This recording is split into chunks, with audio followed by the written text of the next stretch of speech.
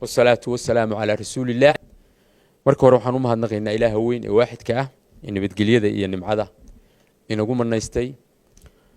mar labaadka waxaan halkan ka jeedinaynaa annagoo ah xildhibaanada beesha harti ee ku soo baxay golaha wakiilada Jamhuuriyadda Somaliland. waxaanu halkan ka jeedinaynaa fariin aan u dirayno dadka Somaliland iyo baarlamaanka u soo baxay Somaliland.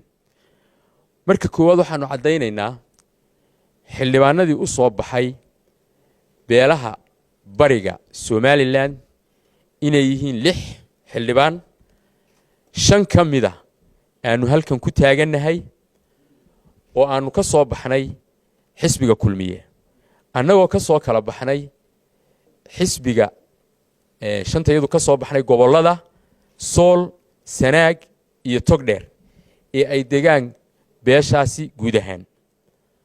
shantayadan xildhibaan waxa u soo baxay beesha 6 xildhibaan 6 xildhibaan waxa naga maqan 1 xildhibaan oo xisbiga wadane ka tirsan.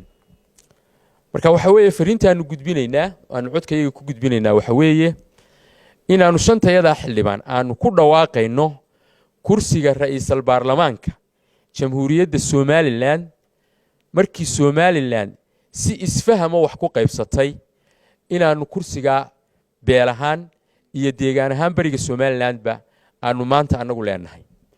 ma heshiis qoran laakiin waa heshiis isfaham oo lagu soo dhaqmayay intii ay Somaliland jirtay oo dhan. maantana waxaanu leenahay cidinayay isku dayin inay heshiiska isfahamka ah baalmarto. haddii la baalmaro waxay dhacaysaa inay Somaliland sawirkeeda sawir xun ka bixiso. marka koowaad waxaanu leenahay arintaas waxaanu ka diraynaa digniin kursiga ra'iisul baarlamaanka shirgudoonka baarlamaanka waxa iska leh beelaha bariga. mar labaadka annagoo 5 xildhibaana iyo isku xisbigayagii waxaanu isla garanay annaga iyo xisbigayagii iyo guud ahaan inuu musharax noo noqdo Yaasiin Xaaji Maxamuud Xiir oo dhinacayga taagan inuu kursiga musharax u noqdo. waxaanu ka codsanaynaa baarlamaanka Somaliland u soo baxay inay arinta taageeraan gobol kasta ka soo baxeen. fariinta aanu gudbinaynaa waa taa.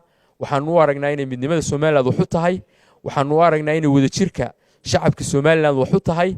waxaanu u aragnaa inay horumar u tahay Yaasiin oo isna anina aqoonyahana waaya araga ilaa intii Somaliland jirtayba dadkii Soomaal gashaday xoog iyo xoolo iyo waqtiba soo galiyay uu yahay ayaanu maanta fariintaanu gudbinaynaa.